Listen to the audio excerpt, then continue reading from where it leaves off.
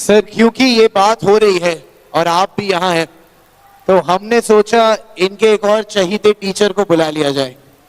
आप इन्हें YouTube पे बहुत प्यार देते हैं और ये मैथमेटिक्स के गुरु हैं आपके, तो हमने सोचा कि राहुल सर आए हैं तो आपके एक और सर को बुला लेते हैं। प्लीज वेलकम अभिनय Sharma. Come on everyone for अभिनय सर। नमस्कार। Thank you Rahul ji. आज लीडर ऑफ अपोजिशन और हम जैसे शिक्षकों को अगर पेपर लीक पे ऐसे इवेंट करने पड़ रहे हैं तो आप सोचिए पेपर लीक कितना बड़ा उद्योग है। और आप कहते हैं आवाज उठाना गलत है। आज मैंने बहुत हिम्मत की, जब मैं यहाँ आ रहा था तो तमाम टीचरों ने मुझे कहा कि आप लीडर ऑफ अपोजिशन के साथ देखेंगे। ये कैसा डर है? मैं इस डर को भी तोड़ने आया हूं कि हम सब मिलकर के अगर देश हित की बात होगी, पेपर लीक की बात होगी, तो हम ये आवाज उठाएंगे।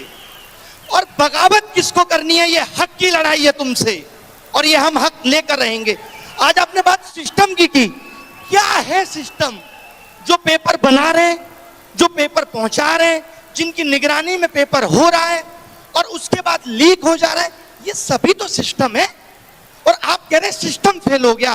कहने का मतलब है कि तुम जिन लोगों को जिम्मेदारी दे रहे हो वो जिम्मेदारी ठीक से निभा नहीं रहे और तुम क्या कह देते हो?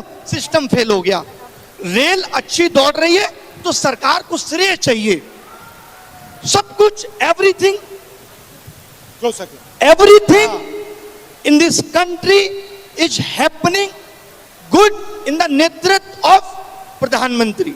लेकिन जब प्रॉब्लम आ जाएगी, सिस्टम जिम्मेदार है। तब सिस्टम क्यों? 22 लोगों ने आत्महत्या कर दी। क्या देश के प्रधानमंत्री, शिक्षा मंत्री की संवेदना नहीं थी? इस पे नहीं आनी चाहिए थी? ये दर्द देश के लोगों का नहीं है? इन कैमरों से पता चल रहा है कि कैमरा हर जगह पहुंच रहा है, पेपर लीक नहीं पकड़ पा रहे आप। यानी आप जहां चाहते हैं वहां आपका कैमरा पहुंच जाता है और जहां नहीं चाहते, अब आप कह रहे हैं रीनीट करा तो लिया। ये तो वही बात हो गई, एक चोर 10 साल में 80 चोरी करता है। एक बार अपने उससे चोरी किया हुआ धन छीन लिया, बस काम खत्म हो गया। ये कैसा न्याय है साहब? एक इंसान को भूख सिर्फ रोटी की नहीं है, उसकी पूरी आगे आने वाली पीढ़ी इस पेपर लीक से प्रभावित होगी। मैं ये मानता था, राहुल जी आपके सामने कह रही हूं कि my PM is very visionary. ये कैसा विजन था कि हम नकली डॉक्टर बना रहे हैं, हम नकली इंजीनियर बना रहे हैं और फिर हम आगे आने वाले 10 साल पे इस पे चर्चा कर रहे होंगे फला पुट टूट गया। और ऐसा होना शुरू हो गया है। ये क्यों हो रहा है? क्योंकि हम पेपर लीक नहीं रोक पाए। आप बात बात पे कहते हैं कि नेशनल सिक्योरिटी पे खतरा है, और जो बीएसएफ के एग्जाम में पेपर लीक से बंदा पहुंच रहा है, असली खतरा तो ये है नेशनल सिक्योरिटी पे। इस पे आपका ध्यान नहीं है क्योंकि आप इसे ठीक नहीं करना चाहते। बात मंशा की है। आप जब पेपर लीक की आवाज, कोई भी पेपर लीक की आवाज अगर युवा उठाता है तो सबसे पहले सरकार आके उसका बचाव करती है। नहीं, पेपर लीक नहीं हुआ, यानी आप पेपर लीक का नुकसान उठाएंगे। आप ही को साबित करना है कि पेपर लीक हुआ है कि नहीं, और सरकार नहीं मानेगी तो आपको कोर्ट जाना है। और कोर्ट का न्याय तो आपको पता ही है कि कितना न्याय मिलेगा आपको। तो ये दर्द पे आवाज कौन उठाएगा? इस दर्द को ठीक कौन करेगा? यही तो असली देशभक्ति है, जो ये सोच पा रही है कि अगले 10 साल बाद का भारत कैसा होगा। हमें आपने बहुत सपने दिखा लिए, अब 2047 के विकसित भारत का सपना हम सब पूरा करेंगे। कैसे? गलत पे आवाज उठा के, तभी तो पूरा होगा। वरना आजकल बहुत रील आती है सोशल मीडिया पे, एक गंदा सा कमरा होगा, रील आएगी, एआई साफ करके तुरंत डेवलप कर देता है। वरना 2047 में हम लोग रील में देखेंगे भारत क्या है, पूरे भारत को 30 सेकंड में डेवलप कर देगी। ये डेवलप करने का तरीका है। शिक्षा व्यवस्था नींव है किसी सिस्टम की, किसी की भी। आप स्कूल बंद कर दे रहे हैं क्योंकि बच्चे नहीं आते। भाई आपने क्यों नहीं सोचा बच्चे क्यों नहीं आते? आपके बड़े बड़े नेता अगर प्राइवेट स्कूलों का उद्घाटन बैक टू बैक करेंगे तो सरकारी स्कूलों से बच्चों का भरोसा कैसे जगेगा?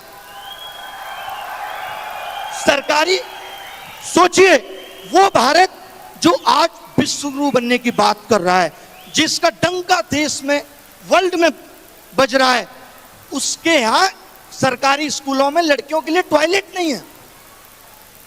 जिस शिक्षा मंत्री को शिक्षा के अंदर इनोवेशन डालना था, स्किल डालना था, सीएजी की रिपोर्ट कहती है कि प्रधानमंत्री विकास कौशल योजना में 10,000 करोड़ का घोटाला हुआ है।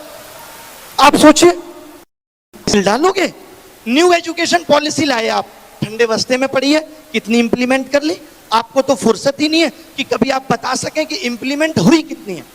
आपने कहा हम कॉमन एंट्रेंस टेस्ट लाएंगे। मैं कुछ एक आंकड़े राहुल जी आपके सामने बताना चाहता हूं। आपने भी कुछ पेपर भारत में अगर दिए हो या आप लोगों ने दिए हो, तो आज से 10 साल पहले नोटिफिकेशन आता है। जब भी कोई एग्जाम निकलेगा नोटिफिकेशन में क्या होना चाहिए, अगर आप चैट जीपीटी से भी पूछेंगे तो वो बताएगा फॉर्म भरने की last date, form fees, exam tier 1 कब होगा, टीयर 2 कब होगा, ये होना चाहिए। पता है इनके नोटिफिकेशन में आजकल क्या मिलता है? 20 दिन है, जल्दी से फॉर्म फीस इतनी देके भर दो। ये एग्जाम की डेट देना भूल गए नोटिफिकेशन में। और ये पता है क्या देते हैं?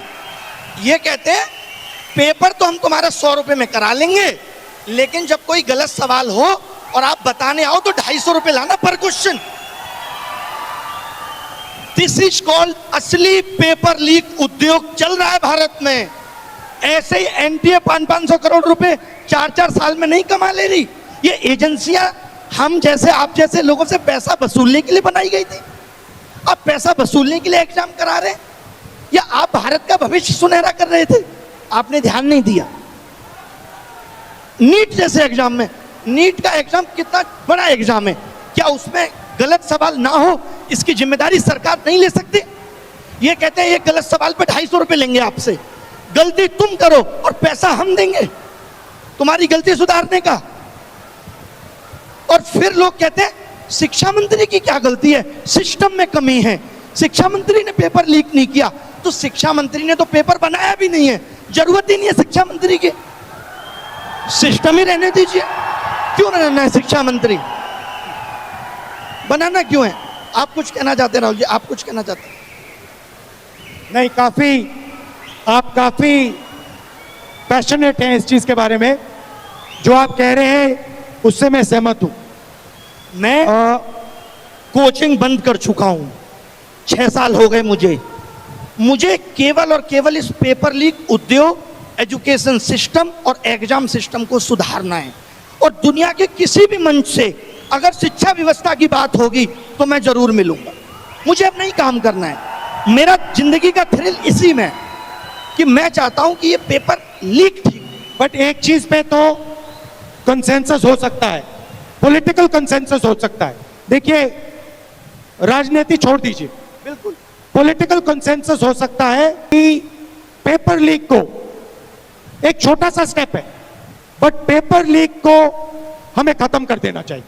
फर्स्ट स्टेप, ये तो कंसेंसस हर पार्टी में हो सकता है, और इस कंसेंसस को डेवलप करना और इसको इंप्लीमेंट करना सबकी जिम्मेदारी है। इससे आप भी अग्रीमेंट में हो, मैं भी हूं, और सारे लोग अग्रीमेंट में हैं। राहुल जी एक बात कहना चाहूंगा मैं, मुझे बड़ा दुख है, आप लोग भी ऐसी चीजों का विरोध करिए जहां लोग ये कहते हैं कि पेपर लीक में राजनीति आ रही है।